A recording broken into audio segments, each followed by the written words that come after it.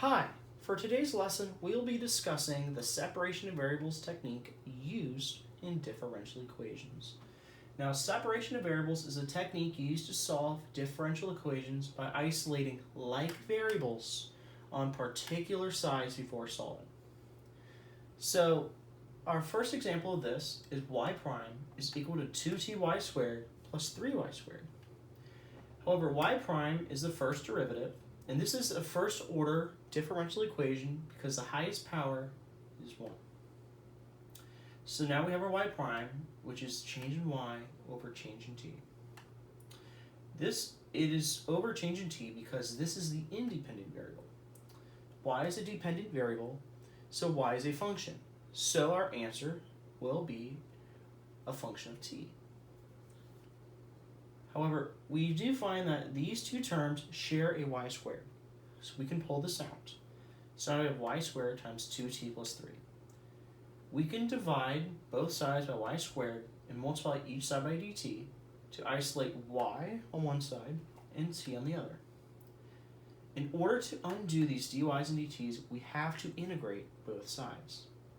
So we get the integral of y to the negative 2 dy is equal to the integral of 2t plus 3 dt. Upon using our rules of integration, we get y to the negative 2 plus 1 over negative 2 plus 1. This is because this is a variable raised to an nth power being integrated. We apply the same method to 2t, and the integral of 3 is 3t because 3 is a number. And this c is actually the difference of these two integrals constants. These are our indefinite integrals. So now we get y to the negative 1 over negative 1 is equal to 2t squared over 2 plus 3t plus c. This gives us negative 1 over y is equal to t squared plus 3t plus c. So our answer is y is equal to negative 1 over t squared plus 3t plus c. Now this is an acceptable answer. It is correct. However, I wanted you to note that y is a function of t. So our answer is y of t is equal to negative 1 over t squared plus 3t plus c. Now note, this answer we found is also the general solution. This is a solution to a first order differential equation where there are no initial conditions specified. For our second example, we'll be using initial conditions.